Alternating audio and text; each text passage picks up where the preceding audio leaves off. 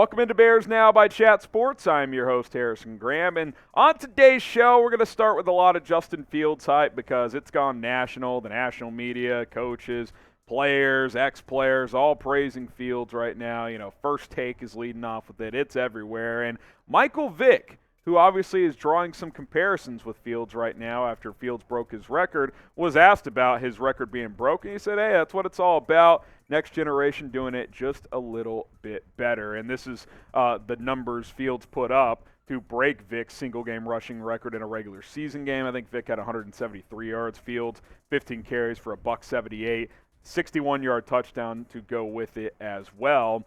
And I think the main takeaway that we've seen over the last couple weeks, but really over the last 72 hours since his performance on Sunday, is people are noticing what Fields and the Bears are doing. I mean, yeah, they're losing games. They're 3-6, probably not going to make the playoffs this year, but there's real dialogue and conversations nationally, not just locally from people like me, nationally, about, hey, you seen what Justin Fields? I mean, people are at the bar like, dude, look at this guy. Like, he's the truth. Like, the Bears are going to be fun to watch. They're going to be competing for, you know, playoff berths for years to come. Like, those are conversations that are taking place because the Bears, at least the talking point is they've got their quarterback. I've been saying it. I've believed in this kid since day one. It obviously has taken some time, but the takeoff has been impressive.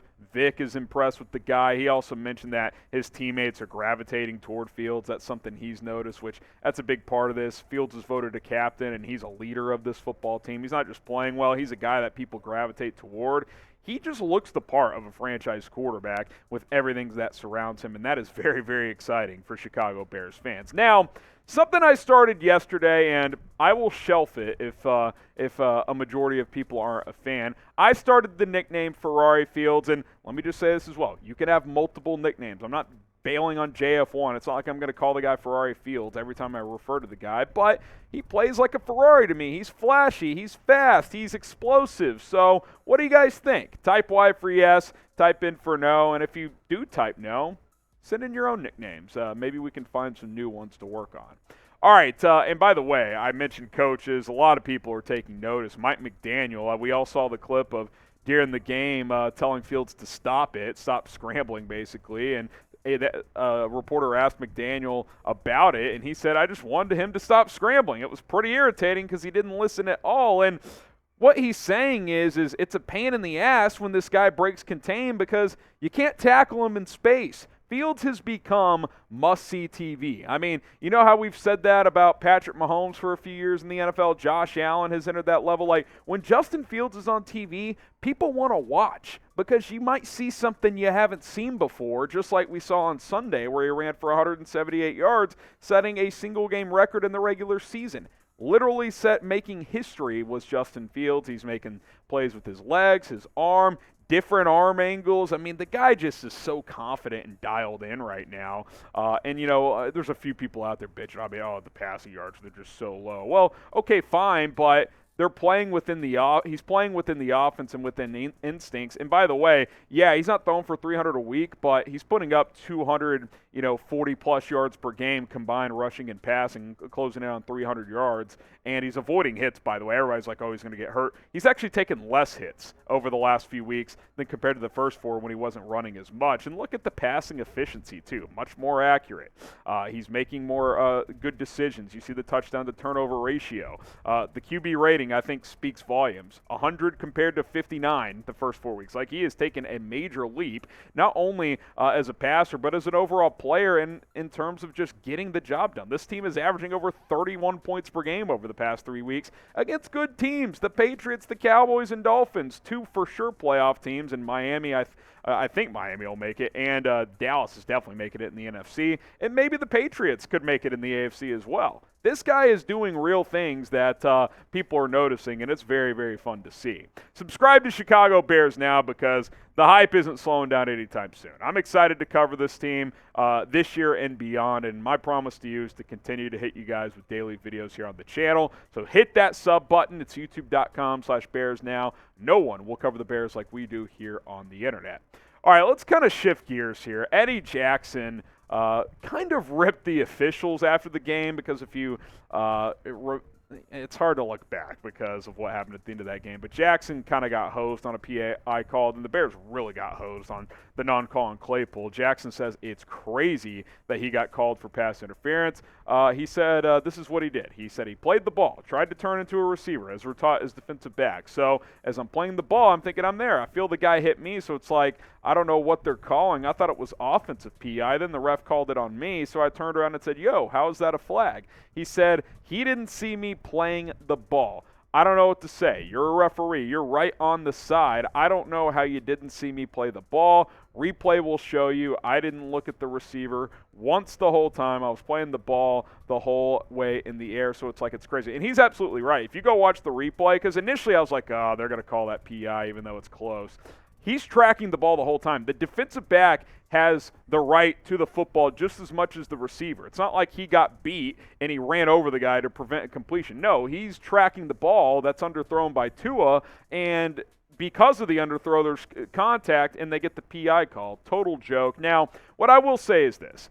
I try to not be the anti-ref guy because I'm a firm believer for the most part calls over time kind of even out. Like, there's certain games where, like, yeah, you know, your team got the short end of the stick. But let's be honest, this was one of those games. I mean, there was 3 or 4 calls that clearly favored Miami. The Tua non-intentional grounding. He spikes it into the ground. There's no one near him. Clearly grounding. They pick up the flag. The Jackson play. He's tracking the ball. Hey, I'm going to pick it up. Guy jumps onto me. I get called for PI. That's total garbage call. And then we know what happened on Claypool. We'll show the photo in a minute as well. More thoughts on this in a second, by the way. Did the refs cost the Bears a win? I mean, I just wanted, what do you guys think? Type 1 for yes, type 2 for no. I've got more thoughts, but let me know what you guys think. 1 for yes or 2 for no. Before we get to more thoughts about overall officiating, because I have a hot take on this, today's show is sponsored by Established Titles. And Established Titles is a fun and novel way to preserve the natural woodlands of Scotland while helping global reforestation efforts. It is a project based on a historic Scottish custom where landowners are referred to as lairds or lords and ladies in English. Title packs give you at least 1 square foot of dedicated land with a unique plot number on a private estate in Edelston, Scotland, and an official certificate with the crest. They plant a tree with every order and work with global charities, One Tree Planted and Trees for the Future, to support those global reforestation efforts. You can officially include the title of Lady or Lord on your credit card, your plane tickets, your dating profiles, etc. Makes for a great last-minute gift this holiday season. And by the way, the first 200 people purchasing a title pack using my link will effectively be next to my plot within a few minutes of walking distance. Depending on how many of you want to become a Lord or a Lady, we can build our own Bears Now Kingdom in Scotland. It makes for an amazing last-minute gift, like I mentioned. Established Titles is running a massive early Black Friday sale right now with discounts of up to 80% off. Plus, if you use the code CHAT, you get an additional 10% off. Go to establishedtitles.com/chat. Use promo code CHAT to help support the channel. And hey, we can start our own Bears Now Kingdom. I got my certificate coming in the mail. I am now Lord Harrison Graham. Producer Jack is now Lord Producer Jack. That's his official name, literally Lord Producer Jack. Okay, the Producer Jack may not be true, but he is a Lord now as well. Establishedtitles.com/chat, promo code CHAT.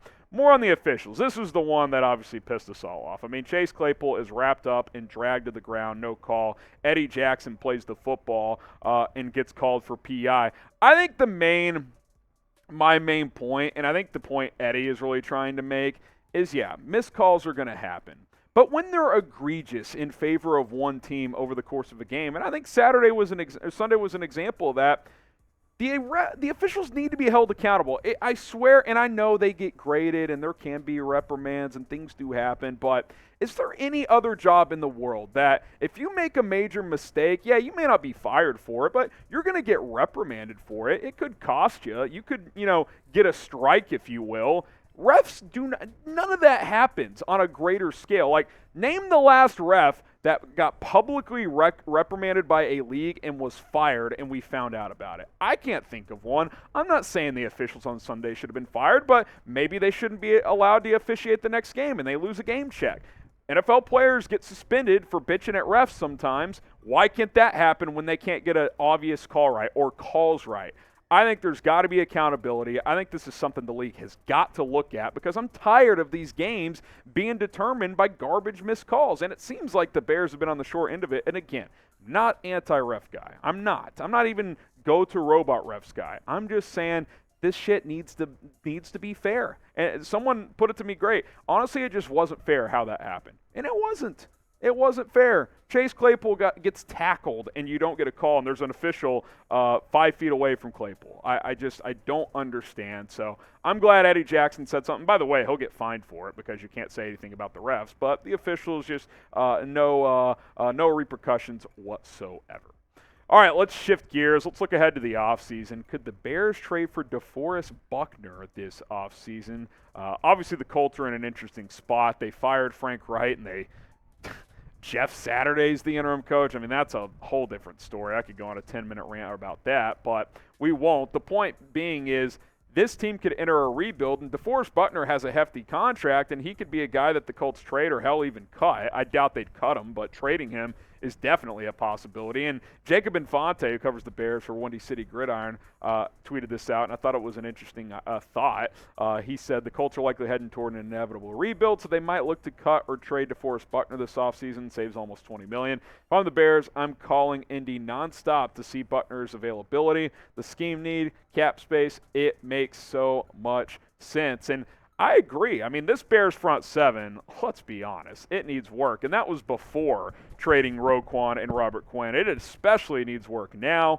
DeForest Buckner is one of the best defensive tackles in the league. And we've heard about, since Eberflus took over, how critical having that three-tech position is. I don't know if DeForest is going to be a true three-tech in this type of scheme, but he's a hell of a player regardless. And you look at his production, this year already has 5 sacks in 8 or 9 games, however many games they played. 7 sacks last year, 9.5, 7.5 the year before that. The year before that, 12.5. I mean, for an interior pass rusher, he is damn good. He can stop the run, and the Bears are going to have money. 110, 120 million. So if they cut him, it's a no-brainer. I mean, the Bears should be the first team in line to sign him. I mean, Ryan Poles offered Larry Ogunjobi $42 million. Obviously, that deal fell apart when he failed a physical, but DeForest Buckner is an unreal player. So if he's available on the trade market or in free agency, that is someone I'm interested in. I don't know if I'd give up my first-round pick for him, but I would definitely be open to bringing him on board. He's young, he's athletic, and he's just a hell of a player. And, oh, by the way, your defensive head coach is very familiar with him. Should the Bears trade for Buckner this offseason? Type T for trade or P for pass. Obviously, it'll come down to price. It'll come down to the Colts if they actually want to move him. But he's someone I like. He's someone I'm interested in. So if he's available, I'd look into it. T for trade or P for pass.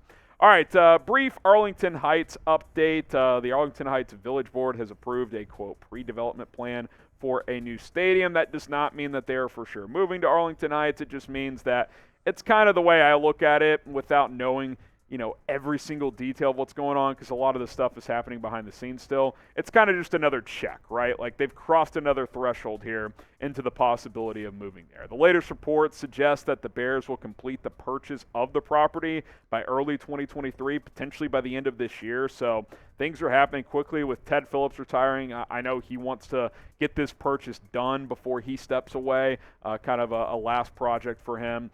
As he's, kind of his farewell tour, if you will. I continue to be in the camp of I think a move will happen. I'd say it's 85%. I think there is a scenario where the Bears stay in Chicago. And even Arlington Heights Mayor, I forget the guy's name, Tom Hayes, I believe, said that, it's possible the Bears stay in Chicago. So nothing is set in stone. But, again, there's still momentum and traction for this. Like, it's a very real I'll say probability that this is going to happen at some point in time. So that's kind of the latest there. Just wanted to keep you guys in the loop of everything happening on that front.